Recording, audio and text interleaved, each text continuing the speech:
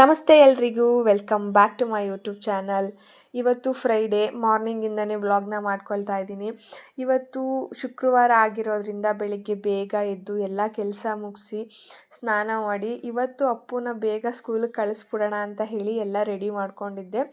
ಇವಾಗ ಸ್ವಲ್ಪ ನನಗೆ ಪ್ರೆಗ್ನೆನ್ಸಿಯಲ್ಲಿ ಸ್ವಲ್ಪ ಹೆಲ್ತ್ ಇಶ್ಯೂಸ್ ಇರೋದ್ರಿಂದ ನನಗೆ ಅವನ್ನ ಈ ವರ್ಷ ಸ್ಕೂಲಿಗೆ ಕಳಿಸೋ ಟೈಮಿಂಗ್ಸು ಸ್ವಲ್ಪ ವೇರಿಯೇಷನ್ ಆಗ್ತಾಯಿದೆ. ಅಂದರೆ ಸ್ವಲ್ಪ ಲೇಟಾಗಿ ಕಳಿಸ್ತೀನಿ, ಒಂದು ½ ಲೇಟಾಗಿ ಕಳಿಸ್ತಿದ್ದೆ. ಸೊ ಇವತ್ತು ಬೇಗ ಕಳಿಸೋಣ ಅಂತ ಹೇಳಿ ಬೆಳಗ್ಗೆ ಬೇಗ ಇದೆಲ್ಲ ರೆಡಿ ಮಾಡಿಕೊಂಡೆ.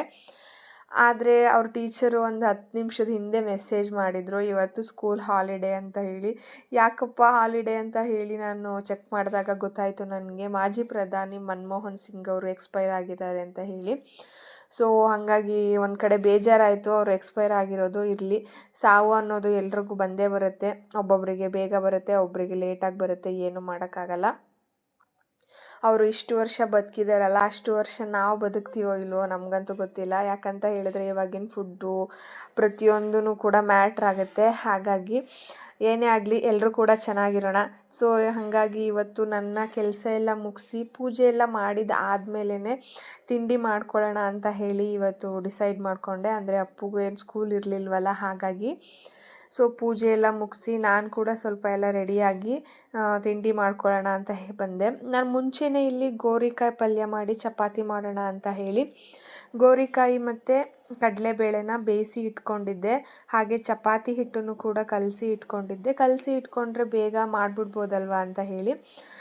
ಇವತ್ತು ಸ್ಕೂಲೇನೂ ಇರಲಿಲ್ವಲ್ಲ, ಹಾಗಾಗಿ ಲೇಟಾಗೆ ಮಾಡ್ಕೊಂಡ್ರಾಯ್ತು ಅಂತ ಹೇಳಿ ನಿಧಾನಕ್ಕೆ ಮಾಡ್ಕೊಳ್ತಾ ಇದ್ದೀನಿ. ಶುಕ್ರವಾರ ಆಗಿರೋದ್ರಿಂದ ಪೂಜೆ ಎಲ್ಲ ಮುಗಿಸಿ ಬಿಡೋಣ ಅಂತ ಹೇಳಿ ಪೂಜೆ ಎಲ್ಲ ಮುಗಿಸಿ ಮಾಡ್ಕೊಳ್ತಾ ಇದ್ದೀನಿ.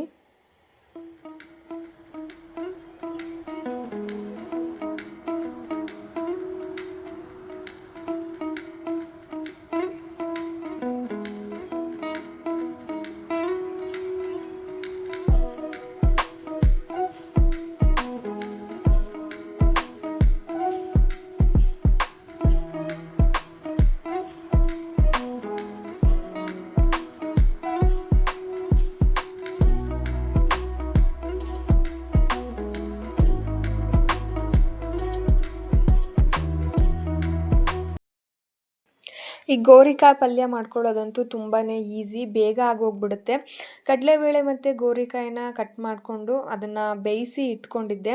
ಸೊ ಇವಾಗ ನಾನು ಒಗ್ಗರಣೆ ಮಾಡ್ಕೊಳ್ತಾ ಇದ್ದೀನಿ. ಒಂದು ಪಾತ್ರೆಗೆ ನಾನು ಸ್ವಲ್ಪ ಎಣ್ಣೆಯನ್ನು ಹಾಕಿ ಅದಕ್ಕೆ ಕರ್ಬೇವಿನ ಸೊಪ್ಪು ಮತ್ತು ಸಾಸಿವೆನ ಹಾಕ್ಕೊಳ್ತಾ ಇದ್ದೀನಿ. ಅದು ಚಟಪಟ ಅಂತ ಅಂದಮೇಲೆ ಕಟ್ ಮಾಡಿ ಇಟ್ಕೊಂಡಿರೋಂತಹ ಈರುಳ್ಳಿ ಹಾಗೂ ಟೊಮೊಟೊನ ಹಾಕಿ ನೀಟಾಗಿ ಫ್ರೈ ಮಾಡ್ಕೊಳ್ತಾ ಇದ್ದೀನಿ. ನಾನಿಲ್ಲಿ ಒಂದು ದೊಡ್ಡ ಗಾತ್ರದ ಈರುಳ್ಳಿ ಮತ್ತು 2 ಟೊಮೊಟೊನ ತೊಗೊಂಡಿದ್ದೀನಿ. ಟೊಮೊಟೊನ ಹಾಕ್ಕೊಳ್ಳೋದ್ರಿಂದ ಫ್ಲೇವರ್ ಚೆನ್ನಾಗಾಗುತ್ತೆ ಟೇಸ್ಟಿಯಾಗಿ. ಹಾಗಾಗಿ ಈರುಳ್ಳಿ ಟೊಮೊಟೊನ ಜಾಸ್ತಿ ಹಾಕ್ಕೊಳ್ಳೋದ್ರಿಂದ ಈ ಅಡುಗೆ ತುಂಬಾ ರುಚಿಯಾಗುತ್ತೆ. ಇದೆರಡೂ ಕೂಡ ನೀಟಾಗಿ ಫ್ರೈ ಮಾಡ್ಕೋಬೇಕು. ಎರಡೂ ಕೂಡ ನೀಟಾಗಿ ಫ್ರೈ ಆದಮೇಲೆ ನಾನು ಬೇಯಿಸಿಟ್ಕೊಂಡಿರುವಂತಹ ಗೋರಿಕಾಯಿ ಮತ್ತು ಕಡಲೆಬೇಳೆನ ಇದರೊಳಗಡೆ ಹಾಕಿ ನೀಟಾಗಿ ಮಿಕ್ಸ್ ಮಾಡ್ಕೊಳ್ತಾ ಇದ್ದೀನಿ. ಮಿಕ್ಸ್ ಮಾಡಿಕೊಂಡು ಅದರಲ್ಲಿ ನೀರಿನ ಅಂಶ ಎಲ್ಲ ಬಿಟ್ಕೊಂಡಿರುತ್ತೆ. ಸೊ ಅದೆಲ್ಲ ಹೋಗಲಿ ಅಂತ ಹೇಳಿ ಒಂದು 5 ನಿಮಿಷ ಮೀಡಿಯಮ್ ಫ್ಲೇಮಲ್ಲಿ ಇಟ್ಕೊಂಡು ಬೇಯಿಸ್ಕೊಳ್ತಾ ಇದ್ದೀನಿ. ಹಾಗೆ ಈ ಕಡೆ ಚಪಾತಿನೂ ಕೂಡ ರೆಡಿ ಮಾಡ್ಕೊಳ್ತಾ ಇದ್ದೀನಿ. ನಾನಿವತ್ತು ಇದನ್ನು ಚಪಾತಿ ಜೊತೆ ಮಾಡ್ಕೊಂಡಿದ್ದೆ. ಚಪಾತಿ ಜೊತೆನೂ ಕೂಡ ತುಂಬಾ ಚೆನ್ನಾಗಿರುತ್ತೆ. ನೀವು ಬೇಡ ಚಪಾತಿ ಅಂತ ಹೇಳಿದರೆ ಅಕ್ಕಿ ರೊಟ್ಟಿ ಇರ್ಬೋದು, ಜೋಳದ ರೊಟ್ಟಿ ಜೊತೆನೂ ಕೂಡ ಇದನ್ನು ಮಾಡ್ಕೋಬೋದು. ತುಂಬ ಅಂದರೆ ತುಂಬ ಚೆನ್ನಾಗಿರುತ್ತೆ. ಇವಾಗ ಇದಕ್ಕೆ ಪಲ್ಯ ಎಲ್ಲ ರೆಡಿ ಆಯಿತು. ಈ ಪಲ್ಯಕ್ಕೆ ನೀವು ಸ್ವಲ್ಪ ಹಸಿ ತೆಂಗಿನ ತುರಿನ ತುರಿದು ಹಾಕ್ಕೊಳ್ಳೋದ್ರಿಂದ ಟೇಸ್ಟು ತುಂಬಾ ಚೆನ್ನಾಗಿರುತ್ತೆ. ಆದರೆ ನಾನಿವತ್ತಿಲ್ಲಿ ತೆಂಗಿನ ತುರಿನ ಹಾಕ್ಕೊಂಡಿಲ್ಲ, ಹಾಗೆ ಮಾಡ್ಕೊಂಡಿದ್ದೀನಿ. ಯಾಕಂತ ಹೇಳಿದ್ರೆ ಅಪ್ಪುಗೆ ಸ್ವಲ್ಪ ಕೆಮ್ಮಿದ್ದಿದ್ದರಿಂದ ಮತ್ತು ಕಾಯೆಲ್ಲ ಕೊಟ್ಟರೆ ಜಾಸ್ತಿ ಆಗುತ್ತೆ ಅಂತ ಹೇಳಿ ಹಾಕ್ಕೊಂಡಿಲ್ಲ. ಬಟ್ ತೆಂಗಿನ ತುರಿನ ಹಾಕ್ಕೊಳ್ಳೋದ್ರಿಂದ ಟೇಸ್ಟು ತುಂಬಾ ಚೆನ್ನಾಗಿರುತ್ತೆ. ಒಂದು ಸಲ ಟ್ರೈ ಮಾಡಿ ನೋಡಿ. ನಾನಿವತ್ತು ಇದನ್ನು ಚಪಾತಿ ಜೊತೆ ಮಾಡ್ಕೊಂಡಿದ್ದೆ. ನೀವು ಬೇಕಿದ್ದರೆ ಅಕ್ಕಿ ರೊಟ್ಟಿ, ಜೋಳದ ರೊಟ್ಟಿ ಜೊತೆ ಕೂಡ ಮಾಡ್ಕೊಂಡು ತಿನ್ಬೋದು. ಹಾಗೆ ಇವತ್ತು ಅಪ್ಪುಗೆ ರಜಾ ಇದ್ದಿದ್ದರಿಂದ ಇಬ್ಬರು ಕೂತ್ಕೊಂಡು ಆರಾಮಾಗಿ ತಿಂಡಿ ತಿಂದ್ವಿ. ನನ್ನ ಮಗನಿಗಂತೂ ಚಪಾತಿ, ರೊಟ್ಟಿ, ದೋಸೆ ಈ ಥರದ್ದೆಲ್ಲ ತುಂಬಾ ಇಷ್ಟ ಆಗುತ್ತೆ. ತುಂಬಾ ಇಷ್ಟಪಟ್ಟು ತಿಂತಾನೆ. ಅವನಿಗೆ ತಿನ್ನಿಸೋ ಅವಶ್ಯಕತೆನೇ ಇರಲ್ಲ. ಅವನೇ ಆರಾಮಾಗಿ ತಿಂದ್ಬಿಡ್ತಾನೆ. ಸೊ ಇವಾಗ ಅವನಿಗೆ ಸ್ವಲ್ಪ ಬಿಸಿ ಇದ್ದಿದ್ದರಿಂದ ಅವನು ಸ್ವಲ್ಪ ಆರಲಿ ಅಂತ ಹೇಳಿ ಹಾಗೆ ಕೂತಿದ್ದಾನೆ. ಬಿಸಿ ಇರುವಾಗ ಅವನು ಮುಟ್ಟೋದೇ ಇಲ್ಲ, ಹಂಗಾಗಿ ಹಾಗೆ ಕೂತಿದ್ದಾನೆ. ಹಾಗೆ ಇವತ್ತೊಂದು ನಾನು ಆನ್ಲೈನಲ್ಲಿ ಶಾಪಿಂಗ್ ಮಾಡಿದ್ದೆ, ಅದನ್ನು ಕೂಡ ತೋರಿಸೋಣ ಹೇಗಿದೆ ಕ್ವಾಲಿಟಿ ಅಂತ ಹೇಳಿ ಓಪನ್ ಮಾಡ್ಕೊಳ್ತಾ ಇದ್ದೀನಿ. ಅದು ಕೂಡ ಇವತ್ತೇ ಬಂದಿತ್ತು. ಹಾಗಾಗಿ ನಾನು ಐರನ್ ಕಾಸ್ಟಿಂಗ್ ಬೌಲ್ನ ಬುಕ್ ಮಾಡ್ಕೊಂಡಿದ್ದೆ, ನನಗೆ ತುಂಬಾ ಇಷ್ಟ ಆಗಿತ್ತು ಅಂತ ಹೇಳಿ. ಸೊ ರೇಟ್ ವೈಸು ಕೂಡ ತುಂಬಾ ವರ್ತ್ ಅನ್ನಿಸ್ತು ನನಗೆ. ಹಾಗೆ ಆನ್ಲೈನಲ್ಲಿ ಶಾಪಿಂಗ್ ಮಾಡೋದು ಇವಾಗ ತುಂಬಾ ಈಸಿ ಆಗಿಬಿಟ್ಟಿದೆ. ನಮಗೆ ಇಷ್ಟ ಆಗಲಿಲ್ಲ ಅಂತ ಹೇಳಿದ್ರೆ ನಾವು ರಿಟರ್ನ್ ಮಾಡ್ಬೋದು. ಮತ್ತು 7 ಡೇಸ್ ಟು 10 ಡೇಸ್ವರೆಗೆ ಅವ್ರು ನಮಗೆ ಟೈಮ್ನ ಕೊಟ್ಟಿರ್ತಾರೆ. ನಾವೇನು ಡ್ಯಾಮೇಜ್ ಮಾಡ್ದಿರ ಅವ್ರು ಹೇಗೆ ಕೊಟ್ಟಿರ್ತಾರೋ ಹಾಗೆ ನಮ್ಗೆ ಇಷ್ಟ ಆಗಿಲ್ಲ ಅಂತ ಹೇಳಿದ್ರೆ ವಾಪಸ್ ಕೊಟ್ಬಿಡ್ಬೋದು. ಹಾಗೆ ರೀಫಂಡ್ ಕೂಡ ಇರುತ್ತೆ. ಈಸಿಯಾಗಿ ಆನ್ಲೈನ್ ಶಾಪಿಂಗ್ ಮಾಡಿಬಿಡ್ಬೋದು. ಹಾಗೆ ಮನೆ ಹತ್ರನೇ ತಂದು ಕೊಡೋದ್ರಿಂದ ನನಗಂತೂ ಆನ್ಲೈನ್ ಶಾಪಿಂಗ್ ಇವಾಗ ತುಂಬಾ ಇಷ್ಟ ಆಗಿಬಿಟ್ಟಿದೆ. ನೋಡ್ತಾ ಇರ್ಬೋದು ನೀವಿಲ್ಲಿ, ಇದು ಐರನ್ ಕಾಸ್ಟಿಂಗ್ ಬೌಲ್ ಆಗಿರುತ್ತೆ. ಬಟ್ ಇದು ನಾನು ಎಕ್ಸ್ಪೆಕ್ಟ್ ಮಾಡಿದ ಸೈಜ್ ಇರಲಿಲ್ಲ, ಹಾಗಾಗಿ ನಾನು ಇದನ್ನು ರಿಟರ್ನ್ ಮಾಡಬೇಕಾಯ್ತು. ನಾನು ಸ್ವಲ್ಪ ದೊಡ್ಡದು ಅಂತ ಅಂದ್ಕೊಂಡೆ ಬುಕ್ ಮಾಡಿದೆ, ಬಟ್ ನಮಗೆ ತುಂಬ ಚಿಕ್ಕದಾಗೋಯಿತು ಅದು, ಹಾಗಾಗಿ ಅದನ್ನು ನಾನು ರಿಟರ್ನ್ ಮಾಡಿದೆ. ಬಟ್ ಕ್ವಾಲಿಟಿ ವೈಸ್ ತುಂಬಾ ಚೆನ್ನಾಗಿತ್ತು. ಹಾಗೆ ಮಧ್ಯಾಹ್ನಕ್ಕೆ ನಾನು ಹಸಿ ತೊಗರಿ ಕಾಳಲ್ಲಿ ಹುಳಿ ಸಾಂಬಾರನ್ನ ಮಾಡೋಣ ಅಂತ ಹೇಳಿ ಮಾಡ್ಕೊಳ್ತಾ ಇದ್ದೀನಿ.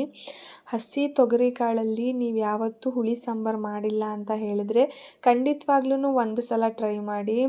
ಈ ಚಳಿ ವೆದರಿಗೆ, ವಿಂಟರಲ್ಲಿ ಇದು ಸೀಸನಲ್ಲಿ ಸಿಗೋದ್ರಿಂದ ಚಳಿ ವೆದರ್ಗೆ ಈ ಹಸಿ ತೊಗರಿ ಕಾಳು ಹುಳಿ ಸಾಂಬಾರು ತುಂಬಾ ರುಚಿಯಾಗಿರುತ್ತೆ. ಆ್ಯಂಡ್ ತುಂಬಾ ಇಷ್ಟಪಟ್ಟು ತಿಂತಾರೆ ಮನೆಯವರೆಲ್ರಿಗೂ ಕೂಡ, ಅಷ್ಟು ಚೆನ್ನಾಗಿರುತ್ತೆ. ಈ ಚಳಿಗೆ ಉಪ್ಪು, ಹುಳಿ, ಖಾರ ಎಲ್ಲ ನಮಗೆ ಬಾಯಿಗೆ ಹದವಾಗಿ ಸಿಗ್ತಾಯಿದ್ರೆ ಎಷ್ಟು ಚೆನ್ನಾಗಿರುತ್ತೆ ಅಲ್ವಾ. ತುಂಬ ಅಂದರೆ ತುಂಬಾ ಚೆನ್ನಾಗಿರುತ್ತೆ. ಒಂದು ಸಲ ಟ್ರೈ ಮಾಡಿ, ಎಲ್ಲರೂ ಕೂಡ ಖಂಡಿತ ತುಂಬ ಇಷ್ಟಪಡ್ತೀರಾ.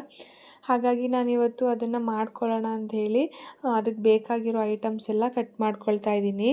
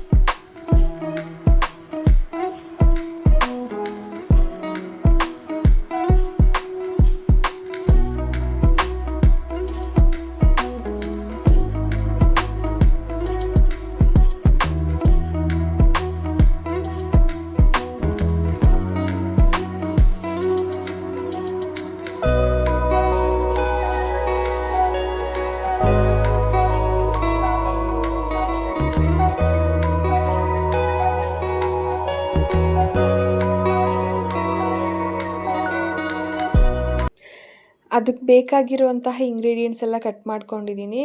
ಒಂದು ದೊಡ್ಡ ಸೈಜಿಂದು ಈರುಳ್ಳಿ ಮತ್ತು ಟೊಮೊಟೊ, ಹಾಗೆ ಸ್ವಲ್ಪ ತೆಂಗಿನಕಾಯಿನ ಕಟ್ ಮಾಡ್ಕೊಂಡಿದ್ದೀನಿ. ಮತ್ತು ಬೆಳ್ಳುಳ್ಳಿನ ನಾನು ಒಂದು 6ರಿಂದ 7 ಎಸಳಷ್ಟು ಬೆಳ್ಳುಳ್ಳಿನ ತೊಗೊಂಡಿದ್ದೀನಿ.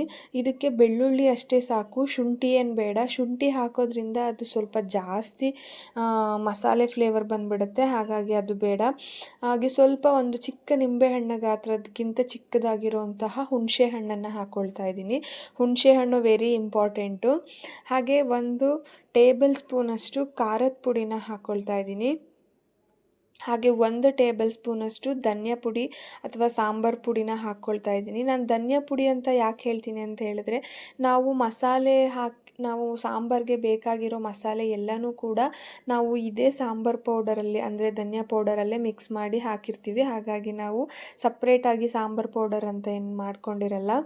ಸೊ ಹಾಗೆ ಸ್ವಲ್ಪ ಕೊತ್ತಂಬರಿ ಸೊಪ್ಪನ್ನು ಕೂಡ ಹಾಕ್ಕೊಳ್ತಾ ಇದ್ದೀನಿ. ಇಷ್ಟನ್ನೆಲ್ಲ ಹಾಕ್ಕೊಂಡಿದ್ದಾದಮೇಲೆ ಸ್ವಲ್ಪ ಗರಂ ಮಸಾಲಾನ ಕೂಡ ಹಾಕ್ಕೊಳ್ತಾ ಇದ್ದೀನಿ. ಒಂದು 1/2 ಟೀ ಸ್ಪೂನಷ್ಟು. ನಾನು ಇದನ್ನು ಮನೆಯಲ್ಲೇ ಮಾಡ್ಕೊಂಡಿರೋದ್ರಿಂದ ಫ್ಲೇವರ್ ಜಾಸ್ತಿ ಇರುತ್ತೆ ಅಂತ ಹೇಳಿ 1/2 ಟೇಬಲ್ ಸ್ಪೂನಷ್ಟು ಹಾಕ್ಕೊಂಡಿದ್ದೀನಿ. ಹಾಗೆ ನಾನಿಲ್ಲಿ ತೊಗರಿಕಾಳು ಜೊತೆಗೆ ಸ್ವಲ್ಪ ಆಲೂಗಡ್ಡೆನ ಹಾಕ್ಕೊಳ್ಳೋಣ ಅಂತ ಹೇಳಿ ಹಾಕ್ಕೊಳ್ತಾ ಇದ್ದೀನಿ. ನೀವು ಬೇಕಿದ್ರೆ ಬದನೆಕಾಯಿ ಕೂಡ ಹಾಕ್ಕೋಬೋದು. ಬದನೆಕಾಯಿ ಹಾಕ್ಕೊಂಡ್ರೂ ಕೂಡ ಚೆನ್ನಾಗಿರುತ್ತೆ, ಬಟ್ ನಾನು ಹಾಕ್ಕೊಂಡಿಲ್ಲ. ಇವಾಗ ಕೋಲ್ಡ್ ಜಾಸ್ತಿ ಆಗುತ್ತೆ ಅಂತ ಹೇಳಿ ನನಗೆ ಸ್ಪೆಷಲಿ ಬದನೆಕಾಯಿ ಆಗಲ್ಲ, ಹಾಗಾಗಿ ಹಾಕ್ಕೊಂಡಿಲ್ಲ. ಆಲೂಗಡ್ಡೆನ ಹಾಕ್ಕೊಂಡಿದ್ದೀನಿ. ಹಾಗೆ ಒಗ್ಗರಣೆಗೆ ಟೊಮೊಟೊ, ಕರಿಬೇವು ಮತ್ತು ಈರುಳ್ಳಿನ ಕಟ್ ಮಾಡಿ ಮಸಾಲೆ ಎಲ್ಲ ರೆಡಿ ಮಾಡ್ಕೊಂಡಿದ್ದಾಯಿತು. ಇವಾಗ ನಾನು ಸಾಂಬಾರು ಮಾಡೋಣ ಅಂಥೇಳಿ ರೆಡಿ ಮಾಡ್ಕೊಳ್ತಾ ಇದ್ದೀನಿ. ಮೊದಲನೇದಾಗಿ ನಾನಿಲ್ಲಿ ಒಂದು ಪಾತ್ರೆನ ಇಟ್ಕೊಳ್ತಾ ಇದ್ದೀನಿ. ನೀವು ಬೇಕಿದ್ರೆ ಕುಕ್ಕರಲ್ಲಿ ಕೂಡ ಮಾಡ್ಕೋಬೋದು. ನಾನು ಹಸಿ ಕಾಳಾಗಿರೋದ್ರಿಂದ ಬೇಗ ಬೇಯುತ್ತಲ್ವ ಅಂತ ಹೇಳಿ ಪಾತ್ರೆಯಲ್ಲೇ ಮಾಡ್ಕೊಳ್ತಾ ಇದ್ದೀನಿ. ಪಾತ್ರೆ ಕಾದ ನಂತರ ಇದಕ್ಕೆ 2ರಿಂದ 3 ಟೇಬಲ್ ಸ್ಪೂನಷ್ಟು ಅಡುಗೆ ಎಣ್ಣೆನ ಹಾಕ್ಕೊಳ್ತಾ ಇದ್ದೀನಿ. ಹಾಗೆ ಸ್ವಲ್ಪ ಸಾಸಿವೆ ಎಲ್ಲ ಫ್ರೈ ಆದ ನಂತರ ಕಟ್ ಮಾಡಿ ಇಟ್ಕೊಂಡಿರುವಂತಹ ಈರುಳ್ಳಿ, ಟೊಮೊಟೊ ಮತ್ತು ಕರಿಬೇವಿನ ಸೊಪ್ಪನ್ನು ಕೂಡ ಅದರೊಳಗಡೆ ಹಾಕಿ ನೀಟಾಗಿ ಫ್ರೈ ಮಾಡ್ಕೊಳ್ತಾ ಇದ್ದೀನಿ. ಈರುಳ್ಳಿ, ಟೊಮೊಟೊ ಎಲ್ಲ ನೀಟಾಗಿ ಫ್ರೈ ಆದ ನಂತರ ನಾನು ಆವಾಗಲೇ ತೋರಿಸಿದಂತಹ ತೊಗರಿಕಾಳು, ಹಸಿ ತೊಗರಿಕಾಳನ್ನು ನೀವು ಇದರೊಳಗಡೆ ಹಾಕ್ಕೊಂಡು ನೀಟಾಗಿ ಫ್ರೈ ಮಾಡ್ಕೋಬೇಕಾಗತ್ತೆ. ನಾನು ಆವಾಗಲೇ ಹೇಳ್ದಂಗೆ ಬದನೆಕಾಯಿ ಕೂಡ ಹಾಕ್ಕೋಬೋದು. ಬದನೆಕಾಯಿ ಹಾಕ್ಕೊಳ್ಳೋದ್ರಿಂದನೂ ಕೂಡ, ಹುಳಿ ಹಾಕೋದ್ರಿಂದ ಸಾಂಬಾರಿಗೆ ಬದನೆಕಾಯಿ ಹಾಕೋದ್ರಿಂದ ತುಂಬಾ ಚೆನ್ನಾಗಿರುತ್ತೆ ಟೇಸ್ಟು ಎರಡೂ ಕೂಡ. ಹಾಗಾಗಿ ನೀವು ಬದನೆಕಾಯಿ ಕೂಡ ಹಾಕ್ಕೋಬೋದು. ನಾನು ಆವಾಗಲೇ ಹೇಳ್ದ ಹಾಗೆ ಬದನೆಕಾಯಿ ಸ್ವಲ್ಪ ನನಗೆ ಆಗಲ್ಲ, ಹಾಗಾಗಿ ನಾನು ಬದನೆಕಾಯಿನ ಜಾಸ್ತಿ ಯೂಸ್ ಮಾಡಲ್ಲ. ಸೊ ಅದರಲ್ಲೂ ಈ ವಿಂಟರ್ ಟೈಮಲ್ಲಿ ನಾನು ಸ್ವಲ್ಪ ಕಡಿಮೆನೇ ಯೂಸ್ ಮಾಡ್ತೀನಿ ಬದನೆಕಾಯಿನ, ಅದಕ್ಕೋಸ್ಕರ ನಾನು ಹಾಕ್ಕೊಂಡಿಲ್ಲ ಅಷ್ಟೇ. ಬಟ್ ಹಾಕ್ಕೊಳ್ಳೋದ್ರಿಂದ ಟೇಸ್ಟು ತುಂಬಾ ಚೆನ್ನಾಗಿರುತ್ತೆ. ಇವಾಗ ಇಲ್ಲಿ ಕಾಳುಗಳನ್ನು ನೀಟಾಗಿ ಫ್ರೈ ಮಾಡ್ಕೋಬೇಕು ಎಣ್ಣೆಯಲ್ಲೇ. ಆ ಎಣ್ಣೆಯಲ್ಲಿ ನೀಟಾಗಿ ಫ್ರೈ ಮಾಡ್ಕೊಳ್ಳೋದ್ರಿಂದ ಬೇಗ ಬೇಯುತ್ತೆ ಹಸಿ ಕಾಳಾಗಿರೋದ್ರಿಂದ. ಹಾಗೆ ರುಬ್ಬಿಟ್ಕೊಂಡಿರುವಂತಹ ಮಸಾಲೆನೆಲ್ಲ ಹಾಕಿ ಎಷ್ಟು ಬೇಕೋ ಅಷ್ಟು ನೀರನ್ನು ನೋಡಿಕೊಂಡು ನಾವು ಹಾಕ್ಕೋಬೇಕಾಗತ್ತೆ. ಜಾಸ್ತಿ ತೆಳುವಾಗಿ ಮಾಡ್ಕೋಬಾರ್ದು. ಯಾಕಂತ ಹೇಳಿದ್ರೆ ಇಲ್ಲಿ ಕಾಳುಗಳಷ್ಟೇ ಹಾಕಿರೋದ್ರಿಂದ, ಬೇರೆ ಏನೂ ಹಾಕಿಲ್ಲದೆ ಇರೋದ್ರಿಂದ ಸಾಂಬಾರು ಅಷ್ಟು ಗಟ್ಟಿ ಆಗಲ್ಲ. ಹಾಗಾಗಿ ನಾವು ನೀರನ್ನು ಸ್ವಲ್ಪ ನೋಡಿಕೊಂಡು ಹಾಕ್ಕೋಬೇಕಾಗತ್ತೆ. ನಾನು ಇದೇ ಟೈಮಲ್ಲಿ ಇವಾಗ ಸ್ವಲ್ಪ ಉಪ್ಪನ್ನು ಕೂಡ ಹಾಕ್ಕೊಳ್ತಾ ಇದ್ದೀನಿ. ಉಪ್ಪನ್ನು ಹಾಕ್ಕೊಂಡು ನೀಟಾಗಿ ಇದನ್ನು ಬೇಯೋದಕ್ಕೆ ಅಂತ ಹೇಳಿ ಒಂದು ಲಿಡ್ನ ಕ್ಲೋಸ್ ಮಾಡಿ ಬೇಯೋದಕ್ಕೆ ಇಟ್ಕೊಳ್ತಾ ಇದ್ದೀನಿ. ನೀವು ಯಾವ ಅಡುಗೆನೂ ಅಷ್ಟೇ ಹೈ ಫ್ಲೇಮಲ್ಲಿ ಇಟ್ಟು ಬೇಯಿಸ್ಕೊಳ್ಳೋದಕ್ಕಿಂತ ನೀವು ಮೀಡಿಯಮ್ ಫ್ಲೇಮಲ್ಲಿ ಇಟ್ಟು ಬೇಯಿಸ್ಕೊಂಡಾಗ ಆ ಅಡುಗೆನೂ ಕೂಡ ಬೇಗ ಆಗುತ್ತೆ, ಮತ್ತು ಅಲ್ಲಿರುವಂತಹ ತರಕಾರಿಗಳಾಗಿರ್ಬೋದು, ಕಾಳುಗಳಾಗಿರ್ಬೋದು ನೀಟಾಗಿ ಬೆಂದಿರುತ್ತೆ. ನೋಡ್ತಾ ಇರ್ಬೋದು ನೀವಿಲ್ಲಿ ಎಷ್ಟು ಚೆನ್ನಾಗಿ ಕುದಿ ಬರ್ತಾ ಇದೆ ಅಂತ ಹೇಳಿ, ತುಂಬಾ ಚೆನ್ನಾಗಿರುತ್ತೆ. ಹಾಗೆ ನೀವು ಹುಣಸೆ ಹಣ್ಣನ್ನು ಬೇಕಿದ್ದರೆ ಈ ಟೈಮಲ್ಲಿ ಕೂಡ ಹಾಕ್ಕೋಬೋದು, ರಸನ ತೆಗೆದು. ನಾನು ಮಿಕ್ಸಿ ಜೊತೆ ಗ್ರೈಂಡ್ ಮಾಡ್ಕೊಳ್ಳುವಾಗಲೇ ಖಾರದ ಜೊತೆನೇ ಹಾಕ್ಕೊಂಡಿದ್ದೀನಿ. ಬೇಕಿದ್ದರೆ ನೀವು ಇವಾಗಲೂ ಕೂಡ ಹಾಕ್ಕೋಬೋದು. ಹಾಕ್ಕೊಂಡು ನೀಟಾಗಿ ಬೇಯಿಸ್ಕೊಂಡ್ರೆ ಆಯಿತು, ತುಂಬಾ ಚೆನ್ನಾಗಿರುತ್ತೆ. ಒಂದು ಸಲ ಟ್ರೈ ಮಾಡಿ. ಹಸಿ ತೊಗರಿಕಾಳಿನ ಹುಳಿ ಸಾಂಬಾರು ತುಂಬ ಅಂದರೆ ತುಂಬಾ ಚೆನ್ನಾಗಿರುತ್ತೆ. ಅದರಲ್ಲೂ ಮುದ್ದೆ ಜೊತೆ ಅಂತೂ ಹೇಳಿ ಮಾಡಿಸಿದ ಜೋಡಿ ಥರ ಇರುತ್ತೆ. ತುಂಬಾ ಚೆನ್ನಾಗಿರುತ್ತೆ. ನಮ್ಮ ಮನೇಲಂತೂ ಎಲ್ರಿಗೂ ಕೂಡ ತುಂಬ ಇಷ್ಟ ಆಯಿತು. ಹರಿಯವ್ರಿಗೆ ದಿನಾನು ಹೊಸ ಹೊಸ ಅಡುಗೆಗಳಿರ್ಬೋದು, ಹೊಸ ಟೇಸ್ಟ್ ಕೊಟ್ಟರೆ ತುಂಬಾ ಇಷ್ಟಪಟ್ಟು ತಿಂತಾರೆ. ಅವರು ಕೂಡ ಹೇಳಿದ್ರು ತುಂಬಾ ಚೆನ್ನಾಗಿದೆ ಅಂತ ಹೇಳಿ. ನೀವು ಕೂಡ ಟ್ರೈ ಮಾಡಿ ಆ್ಯಂಡ್ ಹೇಗಿತ್ತು ಅಂತ ಕಮೆಂಟ್ ಮಾಡಿ ಹೇಳಿ. ನನ್ನ ವಿಡಿಯೋ ನಿಮಗೆ ಇಷ್ಟ ಆಗಿದರೆ ನಿಮ್ಮ ಫ್ರೆಂಡ್ಸ್ ಫ್ಯಾಮಿಲಿ ಜೊತೆ ಶೇರ್ ಮಾಡಿ.